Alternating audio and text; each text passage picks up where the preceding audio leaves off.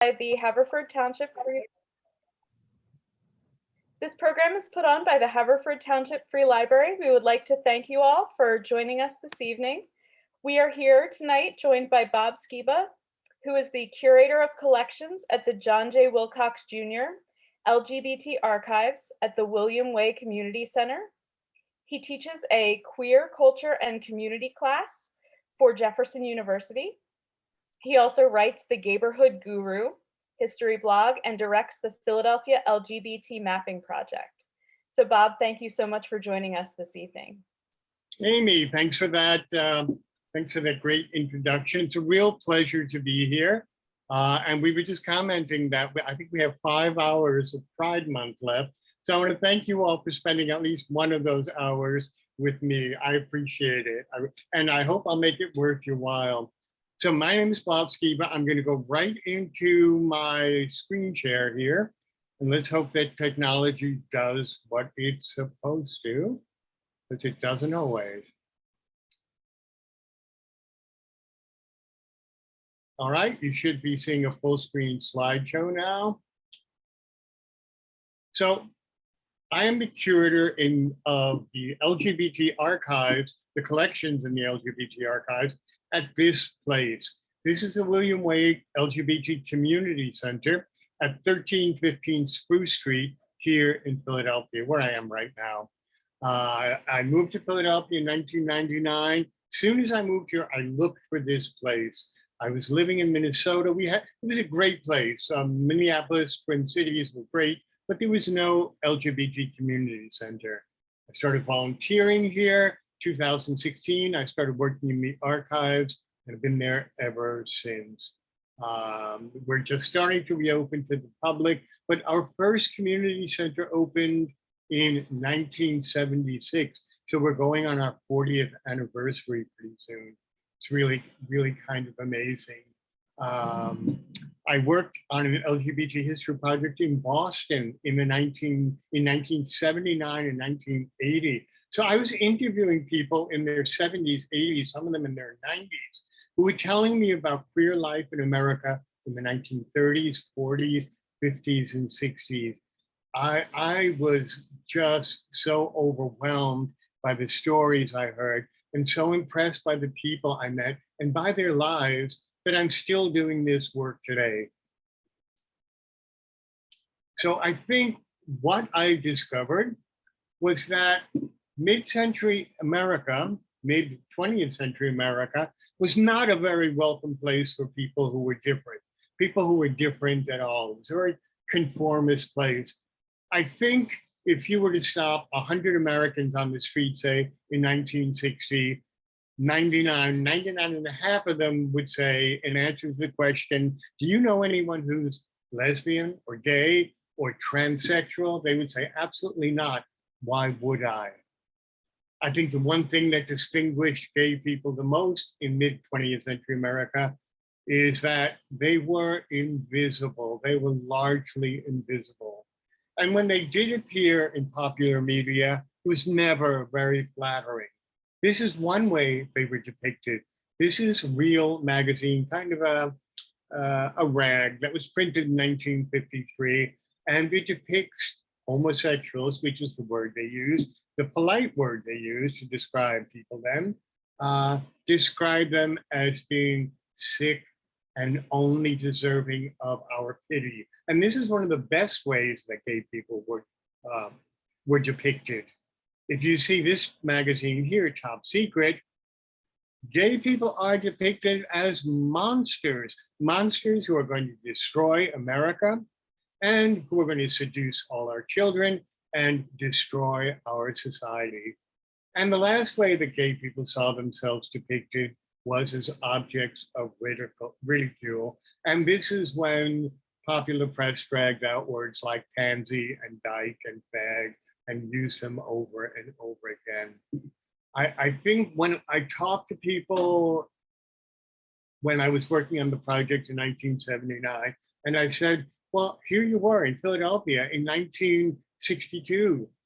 Did you think about coming out? And they said, look at how we were portrayed. Why would I want to admit to being that? to absolutely anyone. Despite all these negative images that gay people saw, there were images. Oh, I want to show you one more. Yes. Coronet. What's the new moral menace? Homosexuality. Again, dragging in children. So as I was saying, there were some semi-positive images. These are what are called pulp novels. And we have a huge collection of these in our archives at the William Way Center. And I loved cataloging them. Just the titles alone were just absolutely fascinating. These were paperback books you could buy at corner newsstands and in drugstores across America. They were in what was kind of the adult section. There were ones that were aimed for straight people, and these were for gay people. They were not pornographic, they were kind of soft porn, but for gay people, they were a way to see something that was kind of written by and for them. You see the images that are portrayed here of gay men, they're very campy and funny. And that was one way that society looked at queer men in the time. Queen of the Road, Born to be Gay. Everybody that lived in a third sex shadow world. I remember reading that. I went to high school in New York. I was with friends at a Horn and Hardart. This shows you how old I was. And my friend pulled out one of these. It was called Butterfly Man. I still have it. I always mean to get it out when I talk about it, but I forgot. And I had turquoise cover. And she slipped it to me, and I brought it back to my home in New Jersey where I live and hid it under my underwear drawer so my mother wouldn't find it. And I still have that book to today. So these pulp novels made an impression on me. They were a place where I could read stories that I could actually relate to, even if they were somewhat ridiculous, I think is the word. Look at these titles now for women. Look at the color palette here, all bright colors and yellows and reds. Being lesbian was seen as much more serious because a woman who was being managed was seen as much more of a threat than a man who was being silly and acting in a feminine way, which were the stereotypes of gay men and gay women then. These are much more serious. Her Woman, Odd Girl Out, Queer Affair. The pulp novels that were available for trans people were really horrendous. At best, they were called transvestites. That word was used over and over. They didn't distinguish then between, for all of you, by the way, transsexual is identity, drag is about performance. Sometimes the two blur. I know a lot of trans people who started off as drag performers, but trans people were seen as liars. Why? Because they were trying to deceive middle of the road Americans into thinking they were something they were not. And of course, that's absolutely not the case. And at worst, they were seen as evil. Here we have killer in drag here. So this is what queer people had to look at. They had to look at straight press that called them sick, that saw them as objects of ridicule, or they had these pulp novels. 1952, the American Psychiatric Association publishes its first diagnostic and statistical manual, and it's a list of mental disorders for psychiatrists to deal with. And you see among those are sexual deviation, high on the list is homosexuality, transvestism, which we would call transsexuality today, is also on that list. So doctors saw gay people as sick. Up until 1965, it was illegal in every state in America to be gay. Only in 1965 did Illinois repeal its laws against sodomy. And finally, the last nail in the coffin was that in the mid-19th century America, almost every church saw queer people as being sinners, with the exception, God bless them, were the Quakers. So I always say God bless Quakers here in Philadelphia. So gay people were seen as being criminals, as being sick, and as being sinners. This diagnostic manual was insidious because Doctors use the word homosexual to define an illness. If gay people were sick, that gave doctors the power to cure them. So doctors had power over gay people. They could drag them into therapy. They could do worse than that. This is one of the manuals we have in our archives. It's for electroshock therapy. You can see it's for drug addicts and alcoholics, all kinds of nasty people, including lesbians and homosexuals.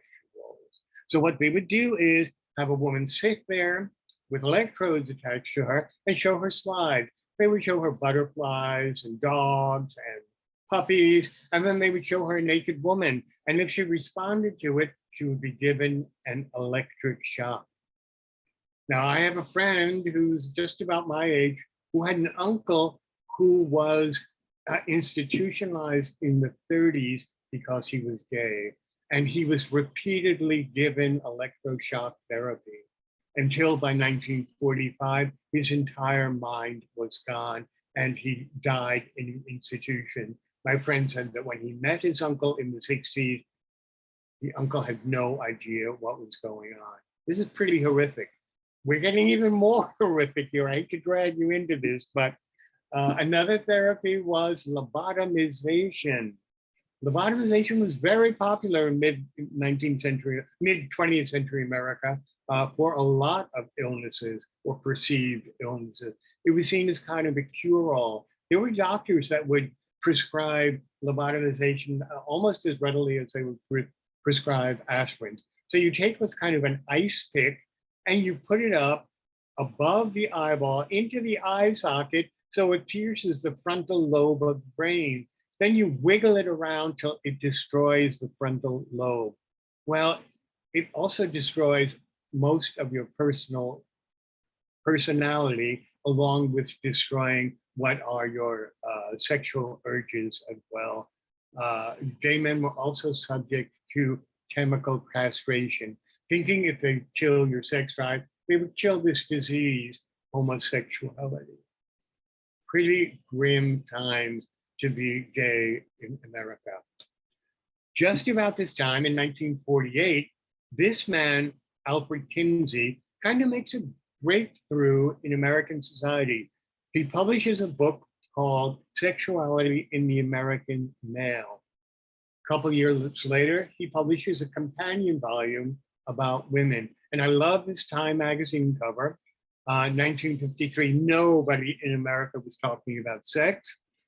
Here's Alfred, oops, I need to change that yet. I love this. Here's Alfred Kinsey with his cute little birds and bees in the background, letting you know what the subject he's dealing with. And what Kinsey said, which really just floored Americans, was that no one was exclusively heterosexual or homosexual, or very few people were. He said most people were on a scale, and most people were able to respond physically to people of either gender. Well, this just raised a huge furor in America. First of all, it was the first time talking about sex in public, and it was certainly the first time that the word homosexual was out there on the lips of almost everyone in America. Now, many years ago, I got a copy of this book, and it's very dry. It's full of technical jargon, it's full of charts and graphs, but it was a bestseller. Why? Because it talked about sex, something Americans didn't talk about. Again, at this period, this man comes along, Senator Joseph McCarthy from Indiana. And he decides to use what's going on in America to further his own career. How does he do that? Well, America loves to look for scapegoats. We love to look for a common enemy. When we're all dealing with a common enemy, it kind of draws us together. And if you claim you're against that common enemy, that gives you political power. So to enhance his own political career, he begins to look for what he calls our reds in the American government. These are communists. This is a high watermark of the of the anti-red period, the anti-communist period in America, the Cold War. So we see Russia and communism as antithetical to American society. But what McCarthy does is take it one step further. He gets kind of tired of looking for communists. He said, not only are there communists, but there are perverts and deviants in American government, and we can't tolerate this. Here's a New York Times article from 1950 warning about perverts working for the American government. In 1953, President Dwight Eisenhower signs an executive order forbidding, among other things, other people who couldn't work for the government, sexual perverts. By that, he means gay people. Between 1953 and the mid-1970s, when this order was repealed, thousands of people of their own volition quit their jobs because they were afraid of being outed for working while working for the government. Well, I always wondered, how is Mr. McCarthy link all this together, Reds and deviants in the government? And this is his kind of circular reasoning. He says, we know there are Reds in the government. Communists have infiltrated the government, sending secrets back to Russia. Well, the communists are going to find out who the gay people are. And once they do that, they're going to blackmail them, since you can't be gay and work for the government, get secrets from them, send them back to Russia. Well, of course, all of this is absolutely ridiculous. No gay person was ever accused of giving up secrets. Certainly was never convicted of giving up secrets. What I thought was really funny, what made me think was, how were these communists supposed to figure out how the gay people were that they were working with? And I came up with this scenario. I figured all the commies would hang around the water cooler in the office and kind of surreptitiously mention someone like Judy Garland and see whose eyes lit up. Then they would know who was queer in the office. I don't know if that's true, but it's a funny scenario to think about. So we have churches against gay people. We have doctors against gay people. We have the government to gay people. In the middle of all this, when things are worst in America, it's when we have the beginning of what I will call the modern LGBT rights movement. And it begins with a group in California in 1950 called the Mattachine Society. And the Mattachine Society was a mostly gay male group here, founded by a man named Harry Hay, whom you see here. It was only very vaguely political. Most of the people were left-wing, but it was mostly a social support group. When I told you I interviewed people in their 70s, in 1970, the most heartbreaking thing I heard from them was, and here's a story.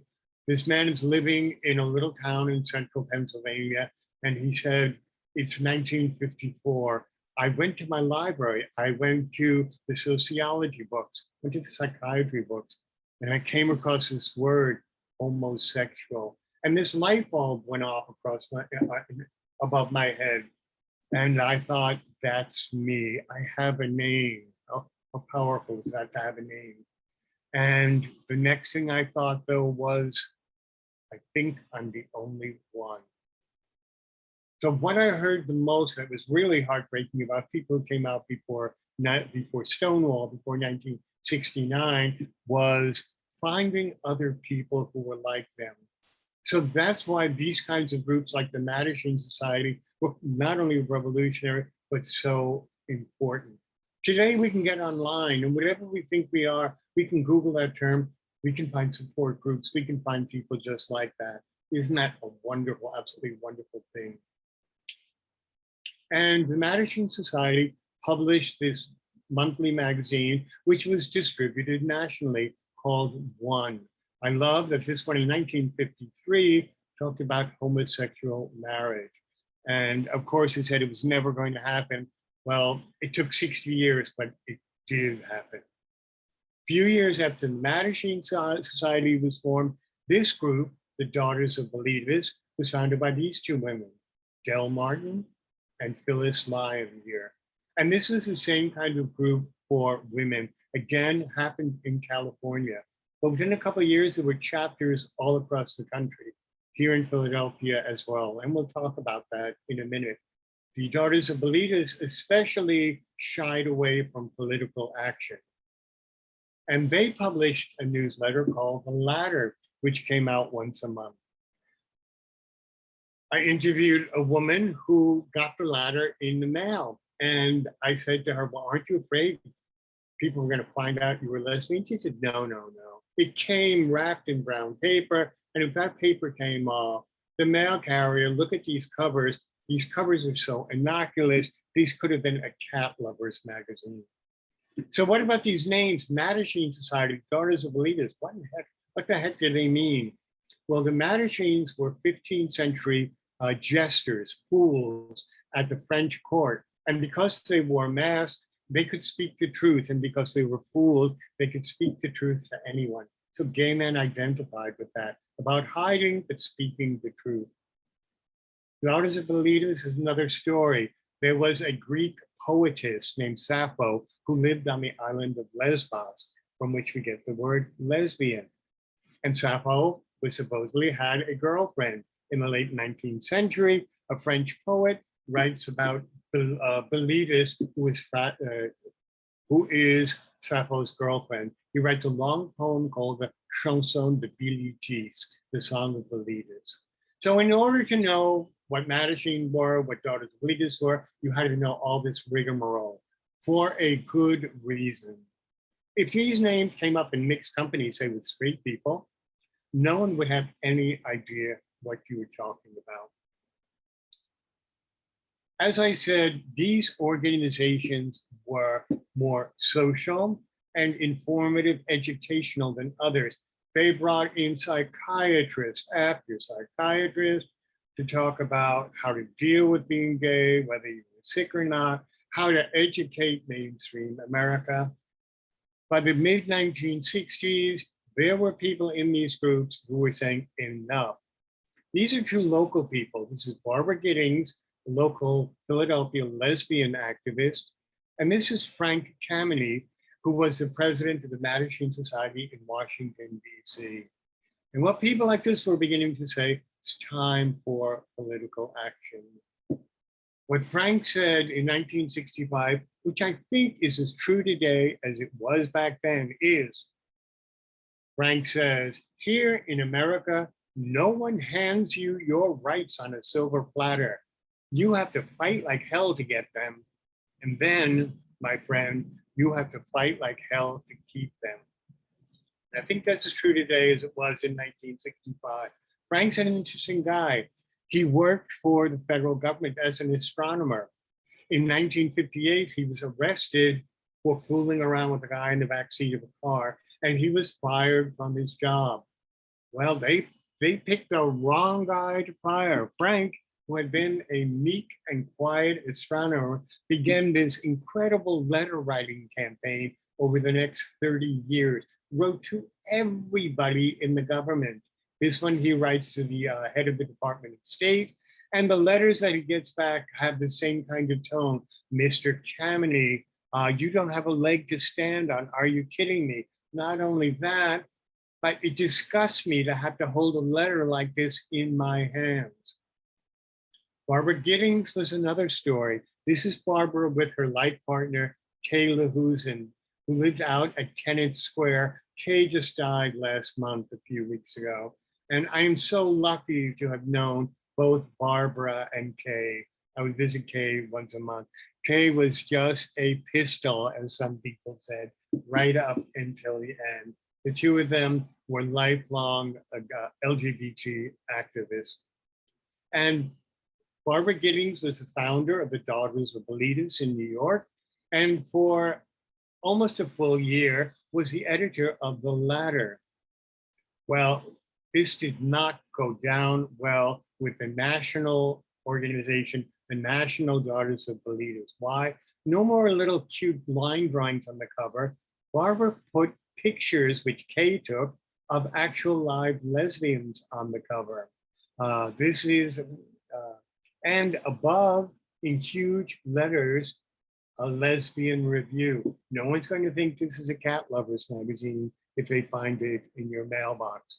Well, the national organization did not care for very much, and after a couple issues, let Barbara know that her services were no longer required.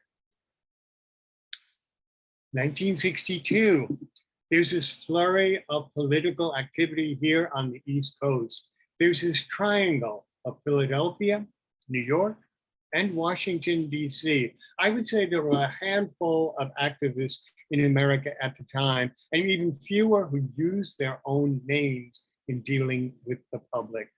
In 1962, local groups, the New York Mattachine, Daughters of Bleeders in New York, a local Philadelphia organizations called the Janus Society, J-A-N-U-S, which is misspelled here, form an organization called ECHO, East Coast Homophile Organizations.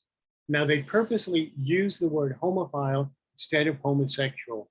Why? Because homosexual, remember, was a medical term doctors were using to describe a disease. The word homophile kind of takes the emphasis off sex towards people who love someone of the same gender.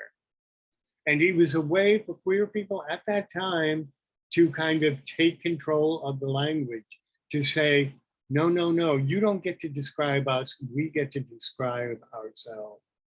Next year, 1963, they hold their first convention, which is kind of the first national queer convention in America. Notice I'm using the word queer a lot, which certainly would not have been used then, except in a derogatory way. We can talk about that at the end. By the way, if you have any questions, if you're afraid of forgetting them, put them in the chat right now or ask me at the end. I'm so happy to talk to all of you. So the word homosexual was used a lot. There were lots of negative terms. Queer at the time was a negative term until gay people kind of reclaimed it in the 1990s. And I did then, so I'm very comfortable with it. But we'll talk about that later. They had their first convention here in Philadelphia at the Drake Hotel on Spruce Street between 15th and 16th Street. And yes, they did have psychiatrists come in. That's another story. But you can see it was sponsored by groups from New York, Washington, and Philadelphia. And this sleazy rag, Confidential magazine, snuck a reporter in who tongue-in-cheek covered the convention, talking about homos and having a gay march in Washington, which of course would happen in 1979, on behalf of 15 million limp wristers. I love 50s terminology for gay men. Gay men were all said to have limp wrists, which kind of flap around. The other term I love to hear straight people use in the 1950s to describe gay men as being light in the loafers. Great term. You're free to use it anytime you want. This organization, ECHO, in 1965 in April, does something really unusual. The people who said, enough, we can't sit around and talk about why we're sick, how sick are we, how can we make straight people like us? They said, and very, very markedly taking their cue from the African-American civil rights movement. They say, Black people don't sit around and say, why am I Black? What should I do about it? Can I teach white people why we're really nice people to know and why you should accept us? They say, no, we have to do the same thing. It's time to start being the best little queers we can be and start demanding our rights. In April of 1965, they had the first pickets in front of the White House because of the White House policy of not hiring gay people. They also picket the Pentagon because the Pentagon will not allow LGBT people to serve in the armed forces. And finally, they picket the UN in New York, protesting Fidel Castro's policy of jailing people who are LGBT. These are pretty successful.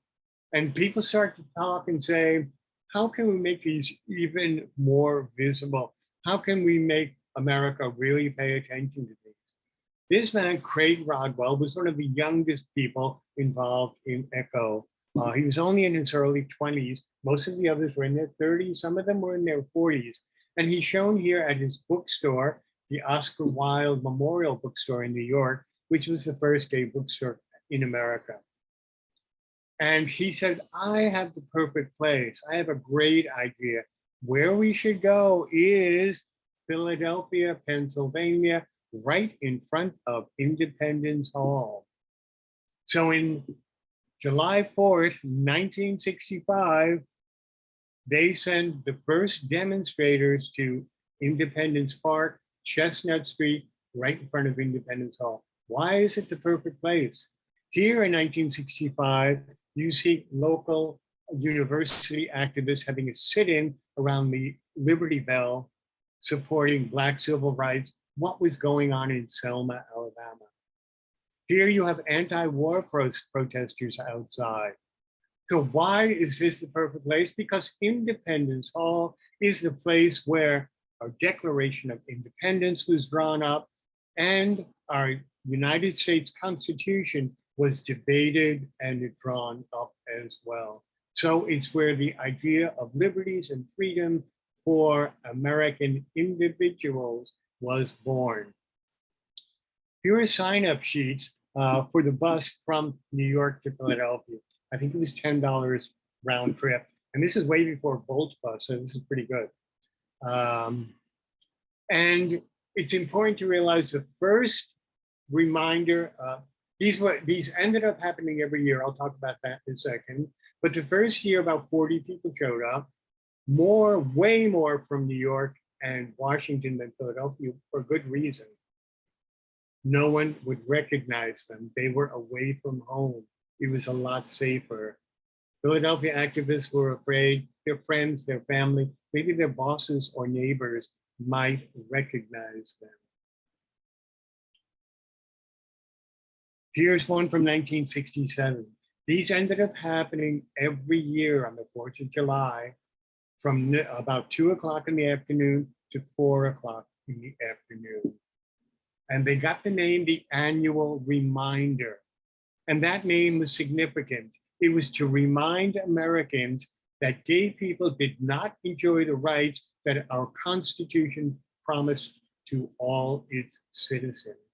By the way, this photo in 1967 appeared in the Philadelphia Tribune. Mainstream kind of white newspapers did not touch on subjects like this. So these photos appeared in local Black newspapers.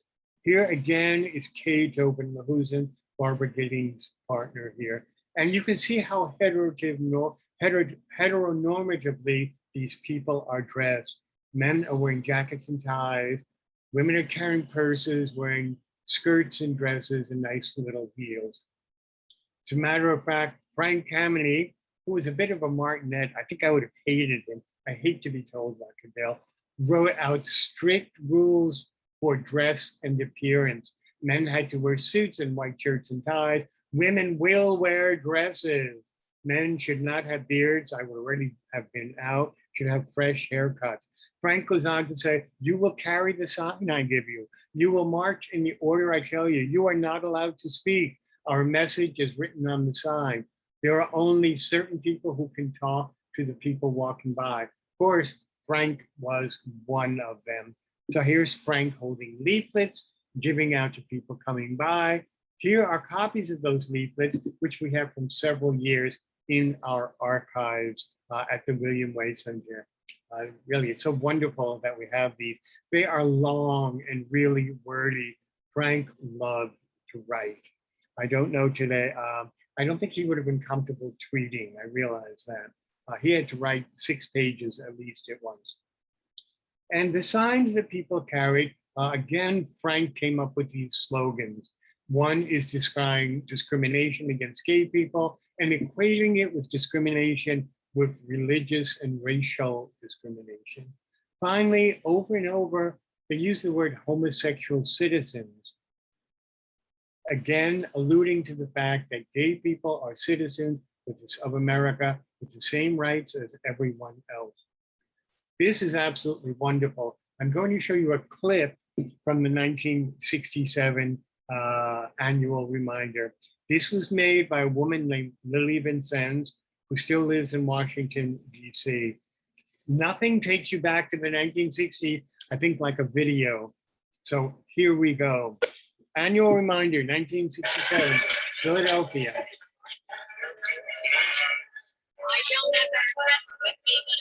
And you hear the bands playing in the background. It's the 4th of July. Americans had come to Philadelphia with their families. There were speeches, there were parades, and there was music. Balloons.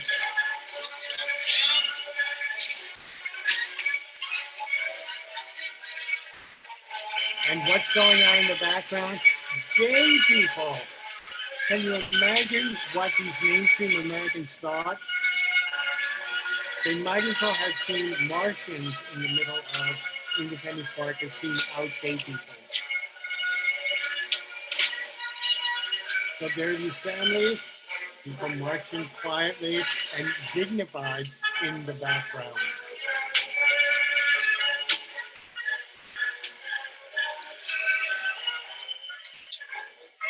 All right, this goes on for about 7 minutes or so. So I'm only going to show you a little bit of a clip. You can imagine what these people thought. In the Daughters of Bolivia's Ladder magazine, the next month, they reprint some of the reactions of passersby. Some people say, "Are you kidding me? It's the 4th of July. I have my children here. They should not have to be looking at these perverts and deviants." Other people say, "Oh, look at them marching around, ties, jackets, dresses in front of Independence Hall, the perfect place to talk about rights in America." I think the most interesting comment that I read, though, was from a woman who said, "Well, this is interesting.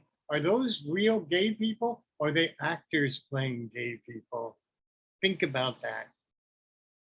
What it tells us is that no one in the right mind would have been out there admitting to being gay in 1965 in America.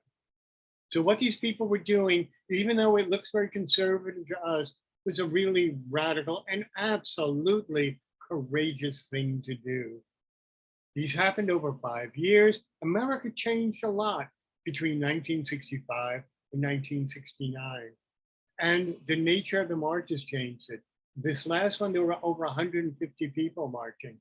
Here's a woman wearing pants in the background. So people who were not appropriately dressed in 1969, Frank let them march in the last 10 or 15 minutes. And worse, these two women holding hands. I heard that right after this photo was taken, Frank went up to them and said, "Ladies, ladies, ladies, this is not the time or place for those kinds of displays of affection," which really made a lot of people who were marching angry. By 1969, people were ready for more than that. July 4th, 1969. What had happened only a week and a half before in New York? Bingo, the Stonewall riots. And I think just looking at these two visuals side by side tells you everything about how the face of political action in America changed forever in that summer of 1969. Look at these people marching, wearing little skirts and heels, guys in shirts and pants, quietly carrying signs. There are these people throwing rocks. No one's going to tell them how to march, what order to march in, what kind of signs to carry.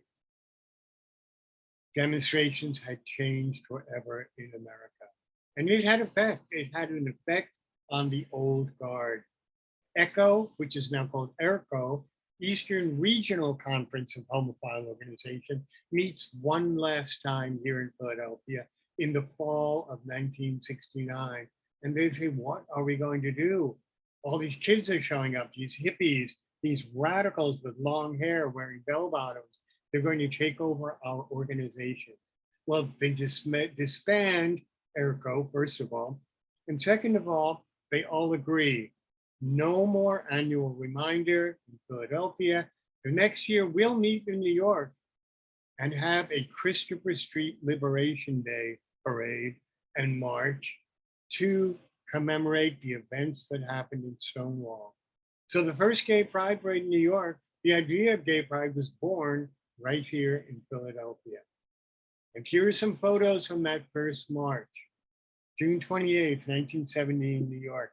Now I get to tell you a personal story about this too.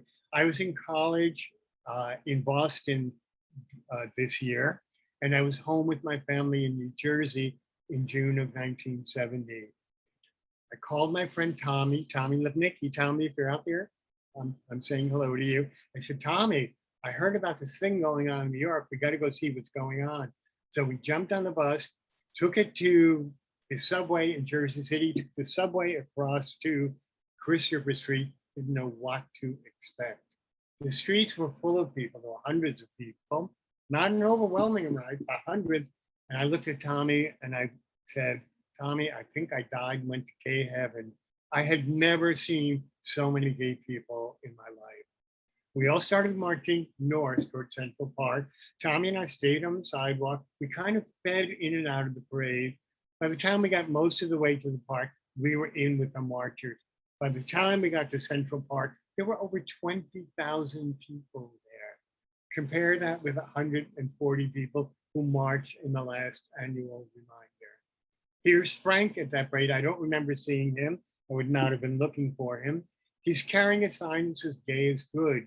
That was a slogan he came up in 1968 with, based on the Black is Beautiful slogan. Again, this intersectionality with the American Black civil rights movement.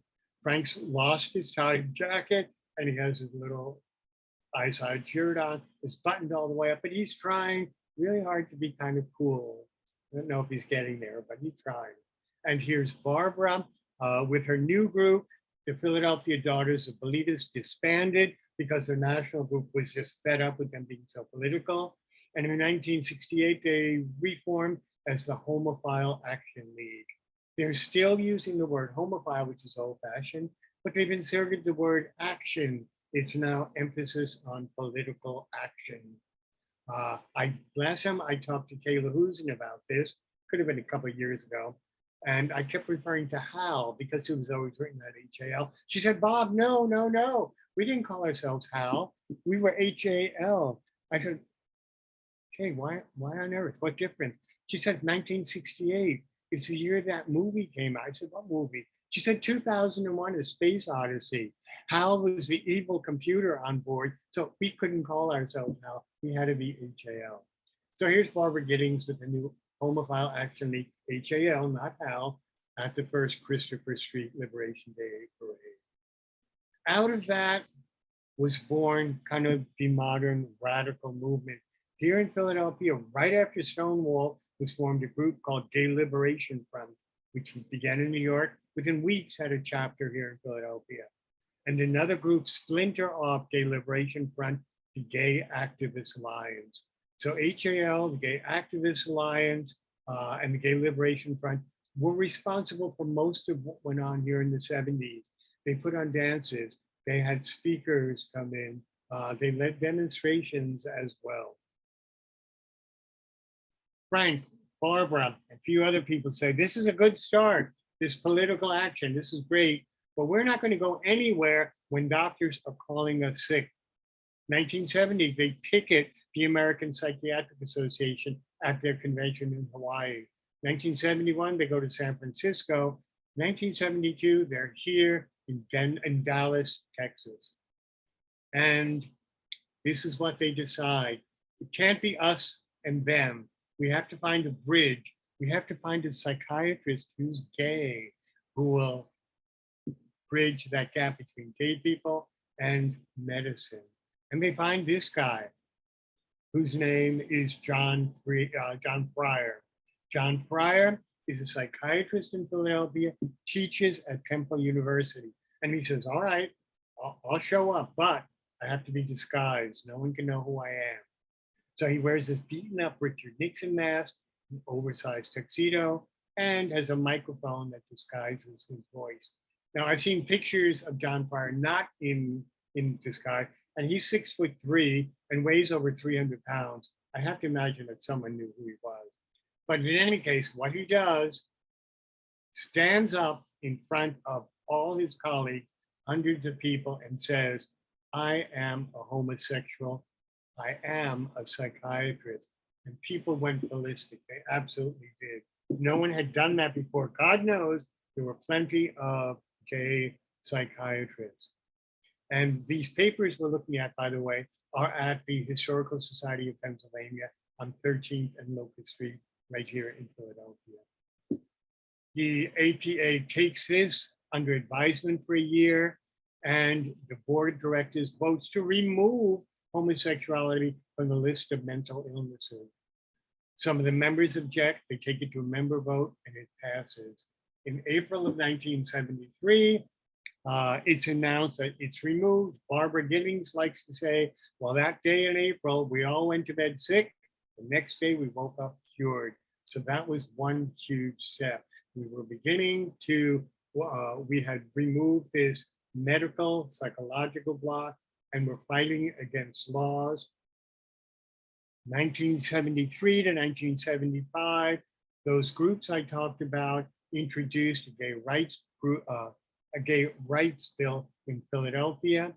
This ad hoc group called Dyke Tactics was born to support the passage of Bill 1275. 70s were an actual, I miss the 70s a lot. Of course, I was in my 20s, but the 70s was such a radical period for what we call gay liberation then. And it seemed like anything is possible. Now it seems like anything might be possible, but at a huge cost. And when it seemed obvious this bill was going to die for the third time in City Hall chambers, these women started making noise. They had bullhorns. They started chanting. They had oversized puppets. And the police dragged them out and beat the hell out of them.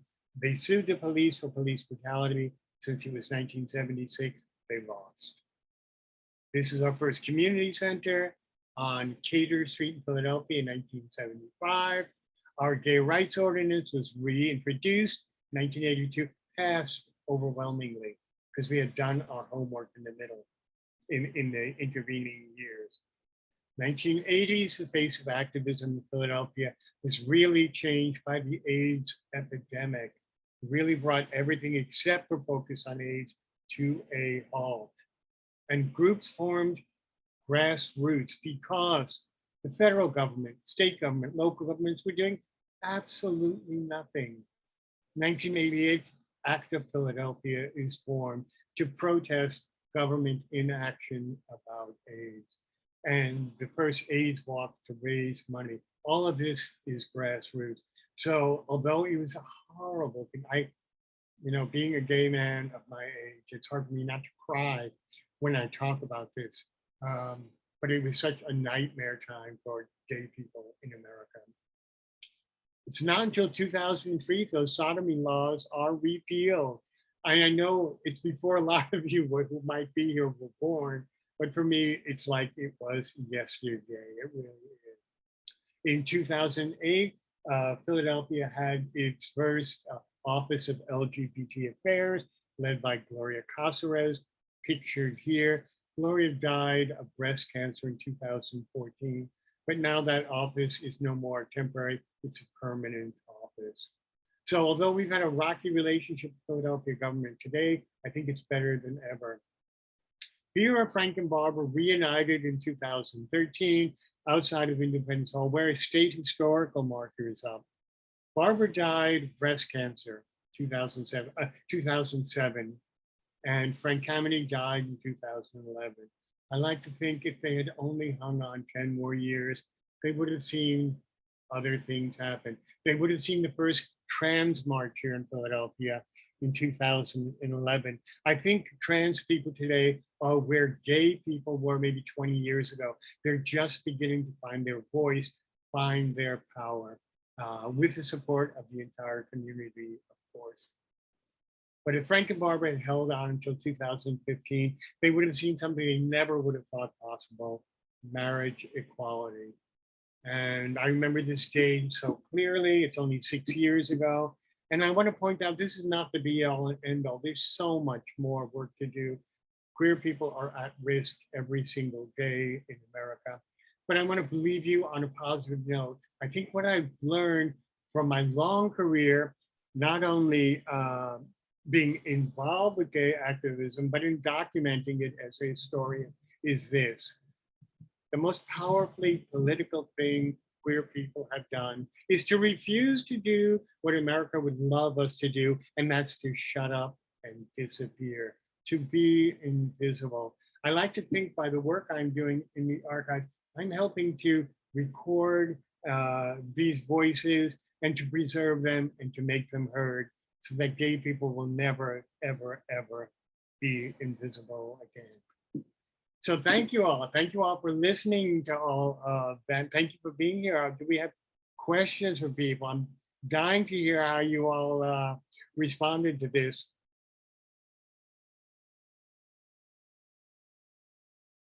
Let's see, Mary, you said that, yeah, it was pretty fast, but I was 20 years old, so I didn't seem fast to me. Yes, some of you, one of you recognized Rudy Gernreich, who was Harry Hayes' boyfriend in that 1950. Good for you. Oh, Carol. Hi, Carol Fritz. I recognize you. Yeah, that certainly was Rudy, who invented the monokini. I am way too old and have seen way too much. Anyone else have any more questions or comments?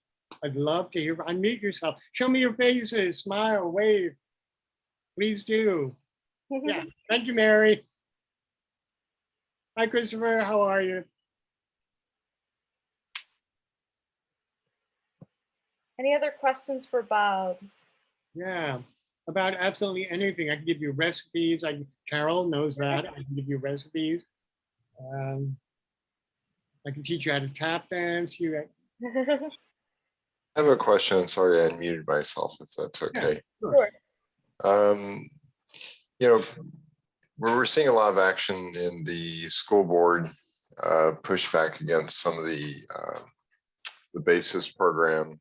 I don't know how much you know about that, the school board election and that issue, but I'm just wondering, at this time, I guess we're seeing, the Trumper, I'm trying to be apolitical here because I don't want to be too outrageous, but I mean, how do you see the environment now for gay rights and the pushback that we're seeing, for example, the BASIS program with the school board?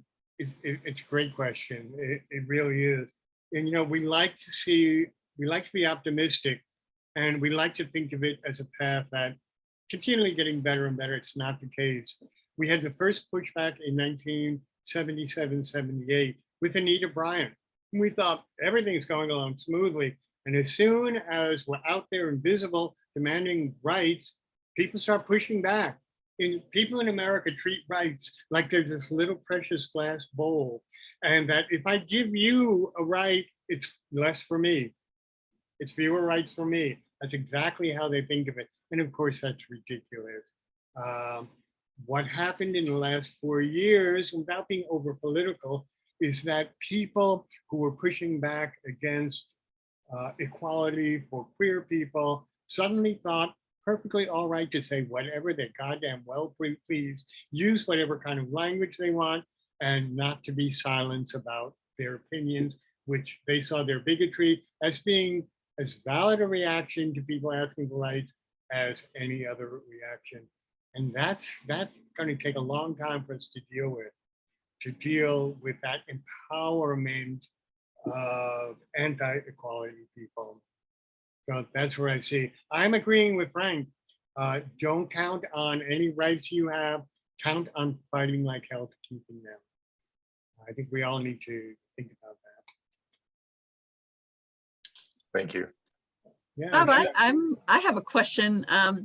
Just because I did just rewatch the Stonewall uprising, which was the American experience, and I feel like I guess I'm curious about that night. If you've done any research on what is it that pushed the guys that night, really, and I would say it was mostly men, but it was also women too, to what pushed them over the edge that night to finally just say enough. I think you answered your own question there, Mary. It's years, and to put it in perspective, there were riots like that before. It just happened that it's Stonewall that kind of caught the American imagination. It was much bigger in scope than other ones. There were riots, especially in San Francisco and LA, the Compton's riots. There were drag queens, especially, and this rebellion is led by trans people, drag queens, street hustlers. It's led by people who have less to lose, nothing to lose. It's not middle-class white gay men sitting at home being comfortable. And it's that years and years of being being oppressed, of assuming in bars in 1950s and 1960s, we have these in our archives are little leaflets that simply say what to do if you're arrested, because that says so much. It says that if you're queer, if you're different, assume you're going to be arrested at some point in your life. So you're at danger just for being queer. And having grown up with all of that, it makes me emphasize so clearly with what's going on with Black Lives Matter. It's the same kind of oppression. It really is. Being oppressed by mainstream society just because of who you are. So it reached that point where people exploded and it caught on. I think it was because of the time and the place. It was New York and it was a big crowd and it grew attention right away. So it grew each night over a week. It wasn't just one evening. So that was important, I think. I haven't seen the American Experience program yet. Good. That's good. It's interesting. A lot of firsthand stuff. That's the best. Yeah. It really is. I always say every minority needs to be the custodian of their own history. They need to tell their stories, no matter who you are, whether you're trans or gay or Black or Native American or a woman, you need to tell your own story in your own voice. Mm. Yeah.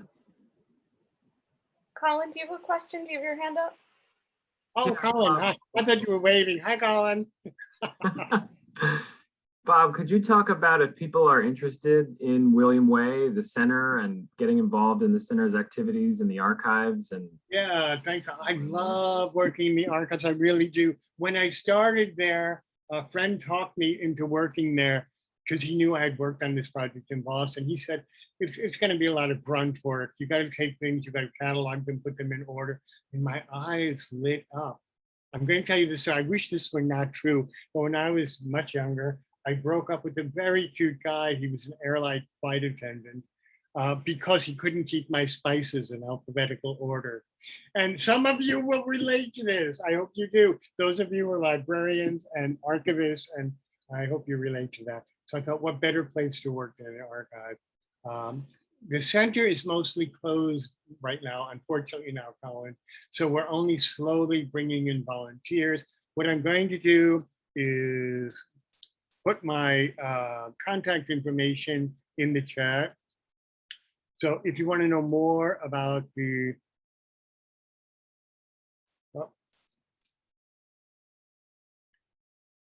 here's my confirmation, my contact information. I just made a portmanteau there.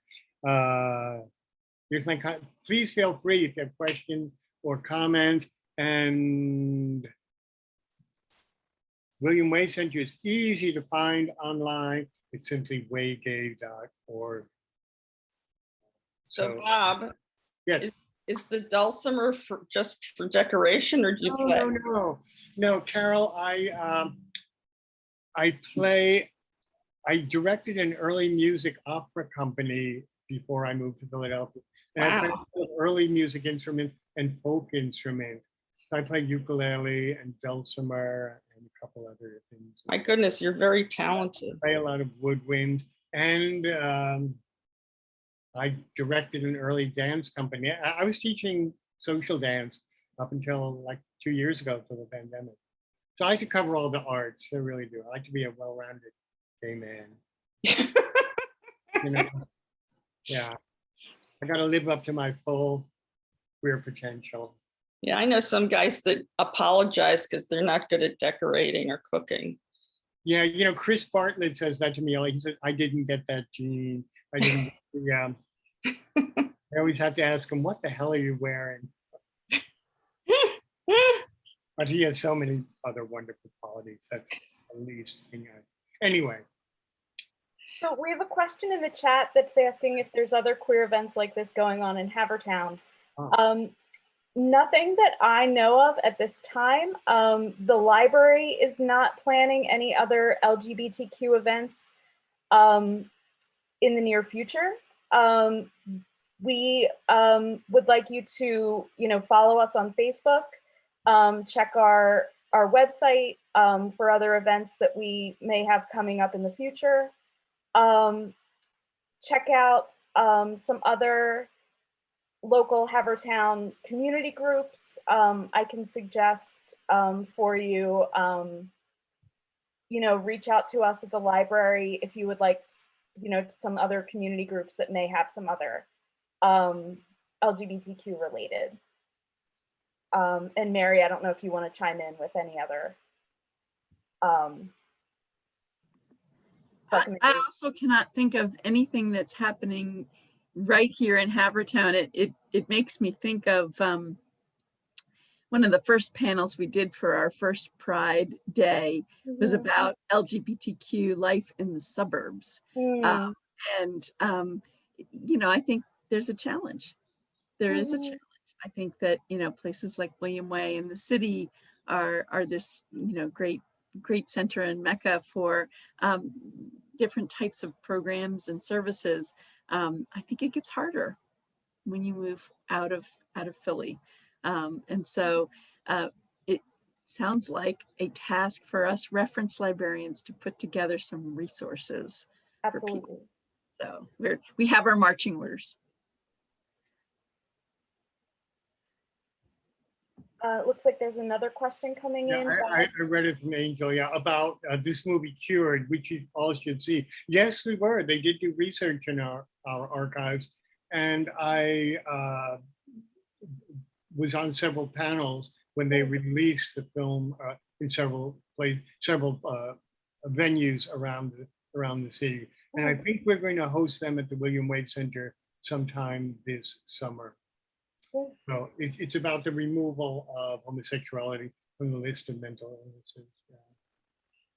Yeah, that display you saw in 1972 in Dallas, there was all these styrofoam pieces put together. It was very 60s. We have in our archive, and we put it up, we reconstructed it in 2015 and put it in our lobby. It was really wonderful. It really was. Yeah, it was. Yeah, did you see it, Carol? Yes. Great. Great, yeah. Yeah, I mean, I love living with all this historical stuff around me, really. When I started at the archives, the first job I did was to put the periodicals in order. We have over 2,000 titles. We have a lot, and they were crammed into Dole banana boxes. And I thought, oh, this is perfect for me with my OCD, put them in order. It took me a year because when you have something that's that old, you want to read every word, you want to look at every picture. I even want to look at every single ad. You just get lost. And plus, holding this actual artifact in your hand it's a whole different kind of psychic, spiritual feeling from looking it up online. It really is. So, and when we're all reopened, I will welcome all of you at the archives, but it's not going to be till early next year. I know it's not.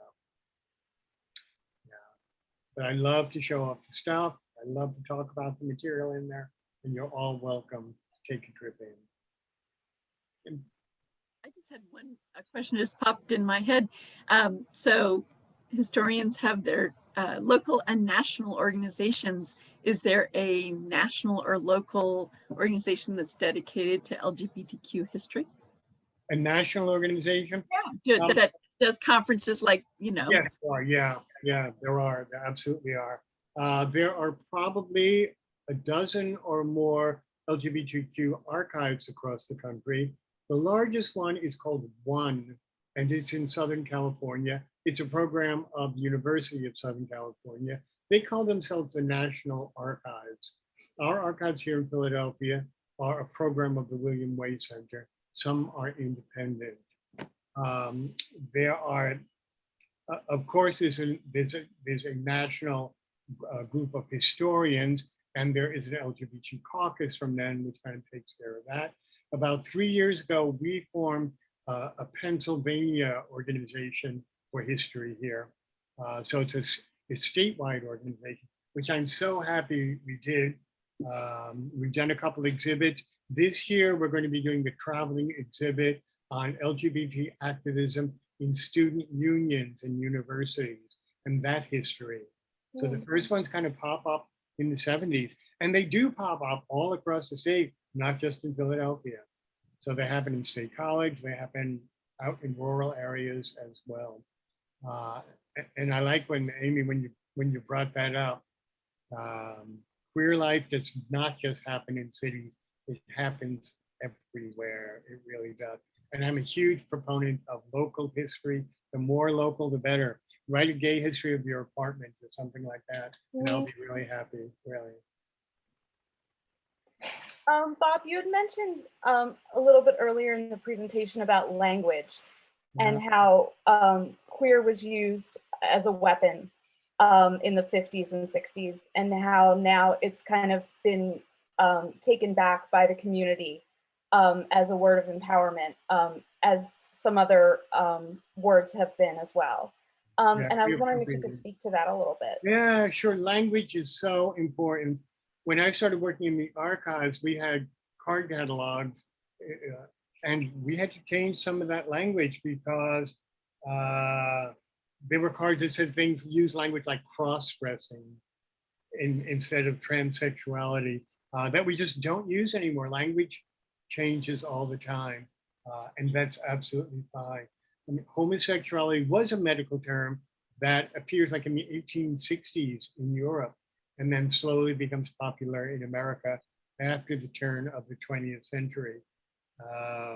Gay dates back to the 1920s and 30s, and doesn't really become popular until the 60s and 70s in America. You still see newspapers using the word gay in the old-fashioned sense of happy or cheerful. Queer started to be reclaimed in the 1990s with a group called Queer Nation.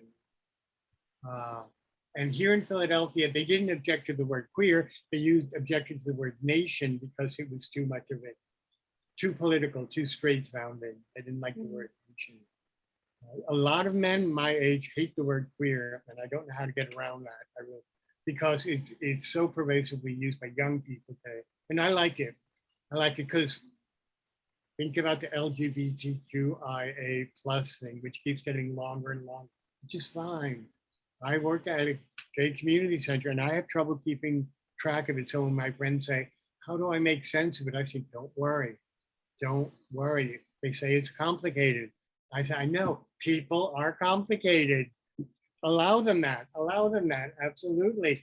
I know how empowering it is to have that name for yourself, to be able to say, this is what I am. You might change that name the next week or the next year, doesn't matter. But it's such a feeling of empowerment. So if we need to add on 200 more letters to make people feel empowered, it's fine with me. It really is, but it's complicated. And anything I tell you right now could be different in a year or two. And that's the way it is. So, anyone else? Comments? Carol, cooking anything good lately? Carol follows. Not in this heat. Carol, don't tell. I bought a rotisserie chicken tonight because I just couldn't even. Yeah, don't tell anyone. My cooking fans will tar and feather me. Well, the only constant is change. That's what you just said. It's complicated. One of the things that kind of fascinates me, and my father was a obstetrician gynecologist, so reproduction was kind of like the family business, and my parents were very, I'd say, sex positive. So I was raised in a very sex positive environment. That, the Kinsey published in the 1940s. Yeah. And the idea that people still don't understand to this day that sexuality is a spectrum, that people fall along different, parts of it. And like you say, it can shift over time. Yeah, I mean, it just, it boggles my mind. That was, that's 1940s. Right, 1948 was the first book came out, right? Yeah, I know. Well, we still look at Picasso's paintings from 100 years ago and call them modern art, right? Takes Americans a long time to get used to change. It really does. It's much easier. My hopes are in young people who are born thinking about those things from an early age. Because old people like me are hard to get to have them change their way of thinking. It really is. So I appreciate what you're saying, Carol. It really, and people still don't understand the difference between sexuality and gender identification. Well, that's another thing they get. Yeah, that's a whole nother issue. There's actually a tool online that I think is really good for that. It's called, have you seen this thing called gender bread? Like gingerbread, except it's gender bread. I think I have seen it. Yeah. Yeah. We can Google our way through anything these days. Isn't it great? Yeah, gender bread is a great thing, and that if they have it, if you've looked at it, it's like addressed to all levels of sophistication. Yeah, and if you were to look at it in 5 years, it might be really, and that's fine. That really is fine. So you can like fill it in, and then you say, "Oh, who is this person?" Oh, now I know. Yeah.